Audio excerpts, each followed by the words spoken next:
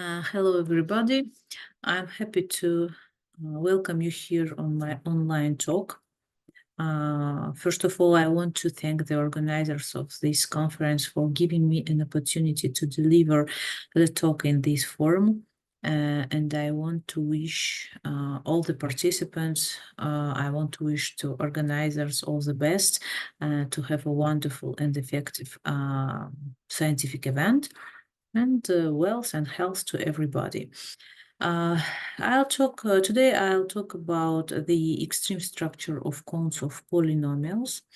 This is the topic which I was investigating during about a half of this year. Some of these results are already delivered somewhere before, but today I want to finalize this investigation together simultaneously with introducing the new further way of investigation on this direction. So first, the talk will be planned as follows. First, of all, I'll just to remind, we'll introduce the classical Crane-Millman theorem and all necessary definitions around it. Also, we'll talk about Klee's theorem for linear operators. Further on, I'm going to show how Crane-Millman theorem works on some classes of linear operators, non-linear operators, namely polynomials. Then I'll introduce a variant of Crane-Millman theorem for a non-bounded sets of homogeneous polynomials, where the role of extreme points is played by extreme rays. Then I'll introduce the analog of Klee's theorem, I can say something, Klee's type theorem for the important special case of cones of positive homogeneous polynomials. And to conclude my talk, I will finish with the very, very fresh result, which is analog of Klee's theorem for general homogeneous polynomials, not necessary orthogonally additive. So let me start. Oh, sorry. Let me start with some basic notions, and let me introduce the convex set.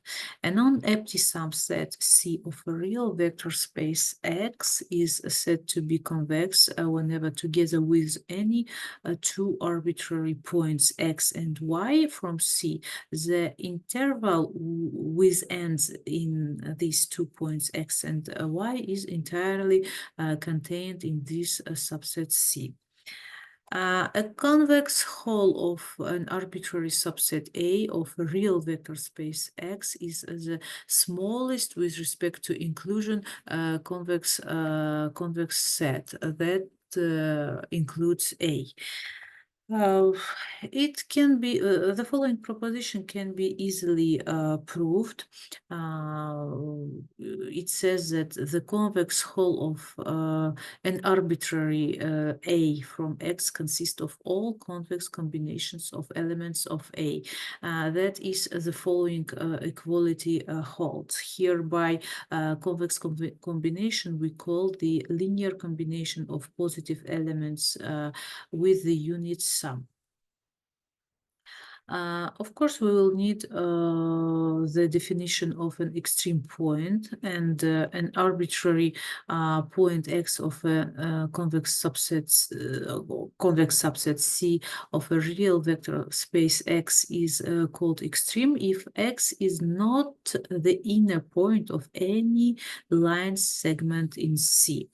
We denote by symbol XC the set of all extreme points of a convex set C, and there are several, namely 4 equivalent definitions of extreme points, and they are all collected in this theorem, and you can see them on the slide. We will not stop on this. I'll just say that in 1940, a fundamental result was obtained by two mathematicians, Crane and Midman, according to which a compact convex subset of a Hausdorff locally convex topological vector space coincides with the convex hull of its extreme points. Here, a set C is a vector space. Here a set C in a vector space X is called compact if for every its covering by open sets one can extract a finite subcovering. By the symbol cobar, we denote the topological closure of the convex hull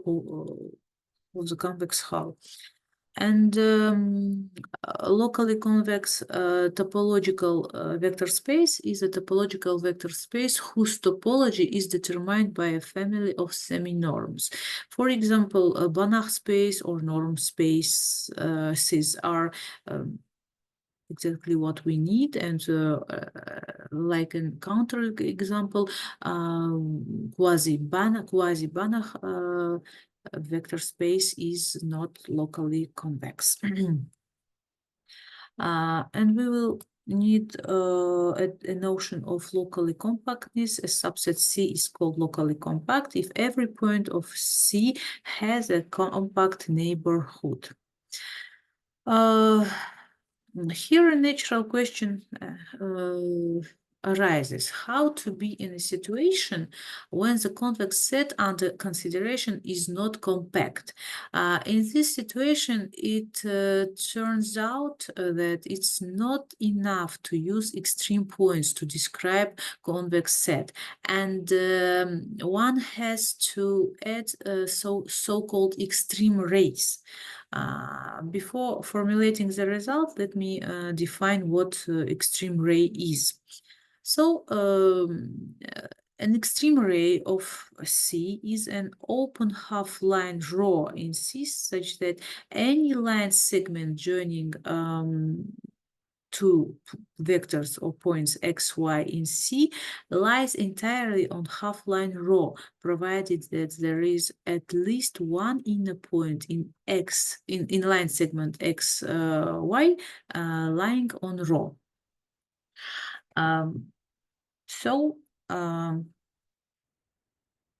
The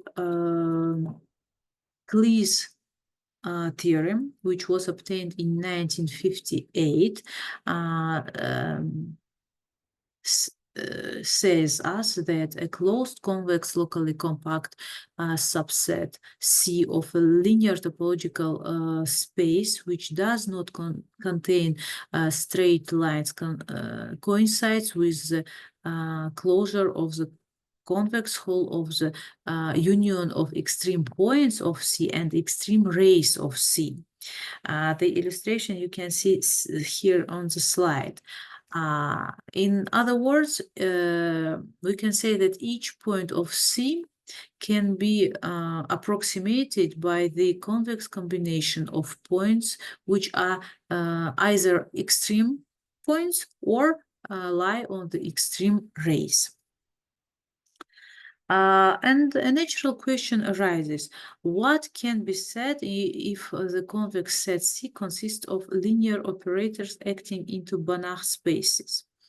More precisely, this question means the following two ideas. The first one is the existence problem, which asks under what additional conditions a convex set of linear operators with values in Banach space can be recovered from its extreme points and or extreme rays. And the recovery problem, according to which we ask, is it possible to handle the recovery problem using only convex hull and closure operations? To attack the existence problem, one can try to find a locally convex topology on the space of operators acting from X to Y, under which the appropriate convex set is compact. And by applying Crane-Millman's theorem, then we we get desired extreme points. The reason the above approach does not immediately yield the desired result is, of course, the fact that the closed convex sets of operators are compact only in very special cases. And one possibility arises if the space of operators under consideration admits a good analytical description.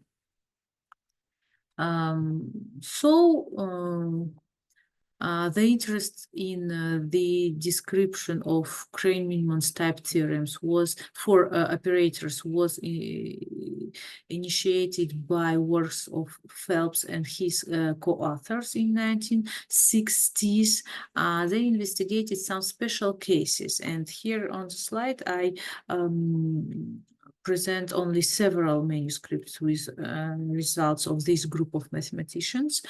They investigated some special cases, as I said, and next let me show one typical result. It was obtained by Phelps together with Morris in 1970. Let me first formulate it, and after that I will give some explanations and all necessary definitions. So the Crane-Millman's type theorem is true for the unit ball of the space of linear operators acting from a Banach space X to the space of continuous real functions on the compact Hausdorff space K. That is, the unit ball is the pointwise norm closure of the set of its extreme points whenever K is a special compact space, namely K is totally disconnected. And this means, this term totally disconnected means that every open set contains subsets which are simultaneously closed and open and open. Of course, this is not the exact definition, but it's a kind of equivalent or almost equivalent to the direct definition. So in comparison with the classical Crane-Millman's theorem, here the operator convex set and operator convex whole are used instead of a convex set and convex whole. The definitions can be seen here on the slide, and the difference is also obvious.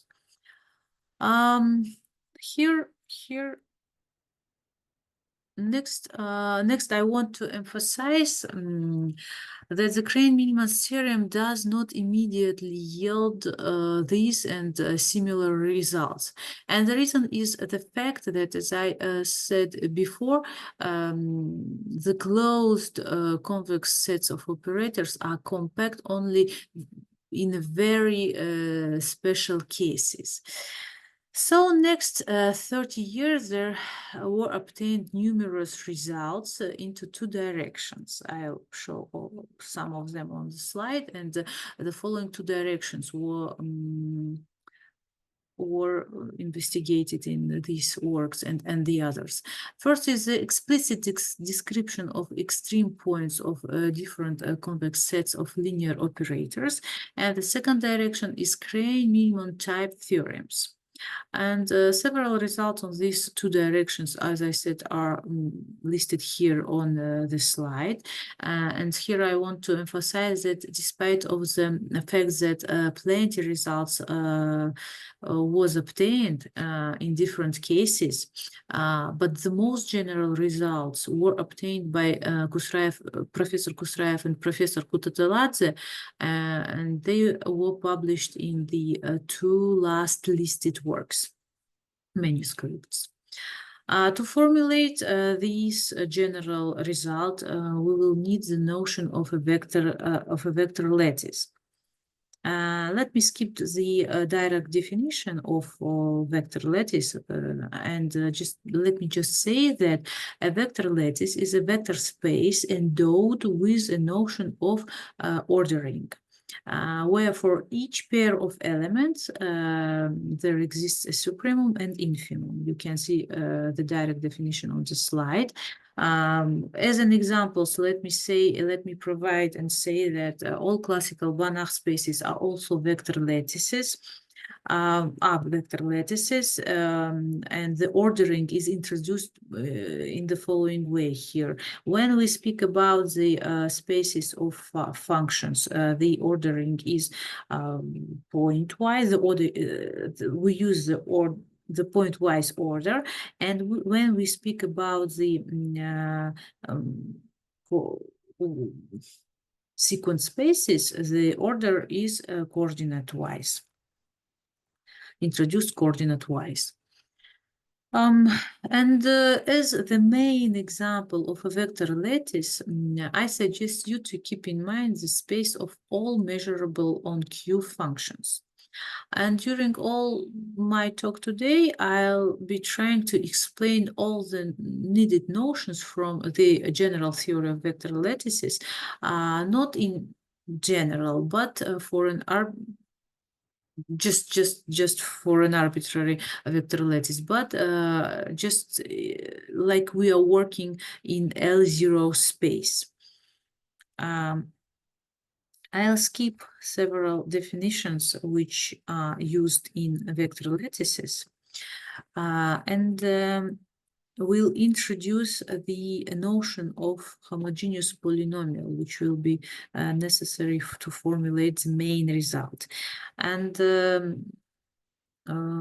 let us consider the mapping P from acting between two vector spaces X and Y, and we call it an homogeneous polynomial or polynomial of degree n if for some multilinear operator phi the following holds. Here by delta n we denote the diagonal operator. So the polynomial which is under consideration, this notion, I mean, is represented as follows. This guy is an homogeneous polynomial. Here the multilinear operator phi is called generating, and in the case when phi is symmetric, then it is unique for this P and is called associated and is denoted by the symbol P pi with head check. Yeah. So let me continue. For better understanding what I mean by introducing this object called an homogeneous polynomial, I give an example, and let me let the target space be, as we agreed earlier, L0 space. Then we take a linear operator T from X to acting from X to L0. And we construct the new mapping by the following way. For each vector x from x, the value tx is raised into the power n. And so obtained operator p is an n-homogeneous polynomial as it's associated multilinear operator can be explicitly written explicitly according to the definition which we gave before. It can be easily checked if we take all arguments equal to x, and we can see that this is what we needed. And by the way, we'll need the notation. We will denote by this symbol the space of all n-homogeneous polynomials acting from X to F, and the space of all positive, I mean the cone of all positive polynomials will be denoted by this symbol. Also, to formulate the main result, we'll need some more definitions. First is the notion of a Dedekind complete vector lattice, or how we say in Russian literature, Kantorovich space or K space. F is said to be Kantorovich or K space or Dedekind complete if and only for a given non-empty order bounded subset A of F, there exists supremum and infimum. And one more definition. An arbitrary set omega is a space of homogeneous polynomial in a space of homogeneous polynomials from acting from a vector space X to a Dedekind complete vector lattice S is said to be pointwise order bounded if the set omega X equal to this guy is order bounded in F for all X in X, and omega is called pointwise order closed or O closed if for every net pi in omega and for every polynomial p from the fact that the net pix O converges to px, it follows that p belongs to omega. Also, I need to say that what is operator convex set and operator convex whole in this case when we speak about polynomials. But as you see, these two definitions are again very similar to what we discussed before. And again, we can see that the operator convex whole operator convex whole consists of all convex combinations of elements of A.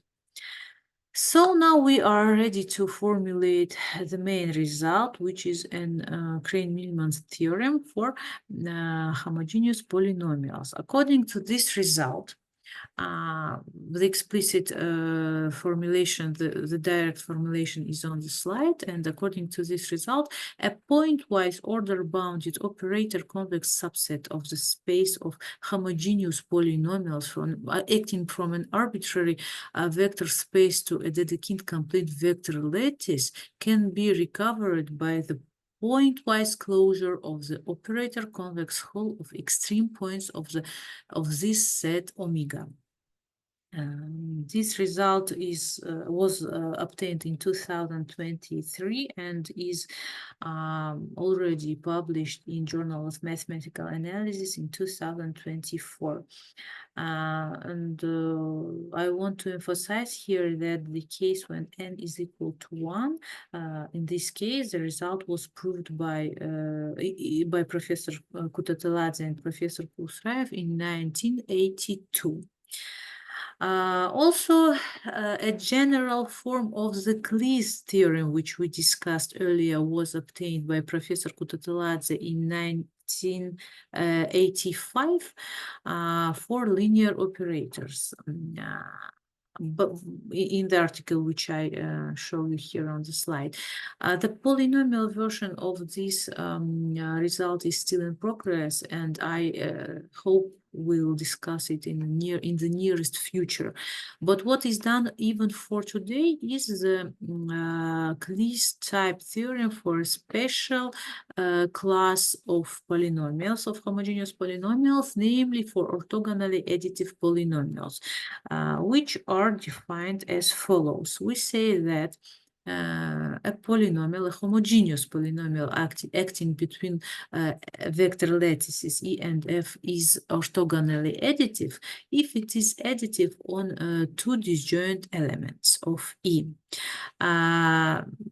Here I will stop on the notion of disjoint elements, and if we again think for ourselves that E is L0 space as we decided to do, then the disjointness of two functions x and y means that their supports do not intersect. One more notion is the notion of positive polynomial. A homogeneous polynomial is called positive if it takes positive values on positive elements.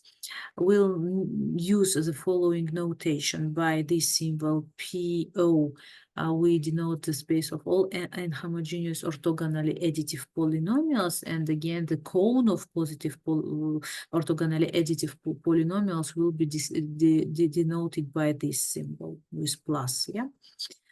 Okay. We'll need also some definitions. We call a linear operator a lattice homomorphism if it preserves modulus, and not only modulus but all lattice operations. We call a linear operator regular if it is representable as the difference of two positive linear operators. The notations which will be in use during till the end of this talk is the set of lattice homomorphism. We denoted by this symbol, this symbol, the space of all regular functionals on E. These are real valued operators, continuous operators, and the space of regular linear operators acting from E to F will be denoted by this symbol. Okay, now we are ready to formulate the Cleese type theorem for positive homogeneous Cleese type theorem, yeah, for positive homogeneous orthogonally additive polynomials. Here we see that the third, let me start with the third, the following three conditions are equivalent. And let me start with the third equivalence condition from this theorem, which states that if the polynomial p is not orthogonally additive, then p cannot be approximated by polynomials of the following form. And the form, I'll discuss it later, but first please have a glance of this theorem. Here we see that the cone of positive orthogonally additive polynomials coincides with the pointwise order closed convex hull of the set of lattice homomorphisms raised to the power of n. The second equivalence condition is the same, but for the real valued polynomials. And the first equivalence condition says us that the cone of positive functionals is the weakly closed convex hull of the extreme race of this space. This result is also published in 2024 in Journal of Mathematical Analysis. And what I was going to do is to stay on this third condition, and to say that according to this condition, if the polynomial p is not orthogonally additive, then p cannot be approximated by polynomials of the form like sums of powers of lattice homomorphism. And indeed, in this case, this sum is an orthogonally additive polynomial, and hence the pointwise order limit of any net of such polynomials is also orthogonally additive. I forgot to say that in the case when n is equal to 1, the result was obtained by Professor Anthony Wigstad in 1981. Here is the result, and a natural question here arises. Again, a natural question. Which elementary polynomial should be taken instead of sums of powers of lattice homomorphisms to approximate an arbitrary polynomial? So this is the question. The answer is the product of powers of linear operators, which are in addition lattice homomorphisms. And I'll give the corresponding needed definition here. Given new linear operators acting from E to F, we define a new mapping Q, as you see it here on the slide. This Q is an n-homogeneous polynomial generated by Q hat of the form. Here you can see it.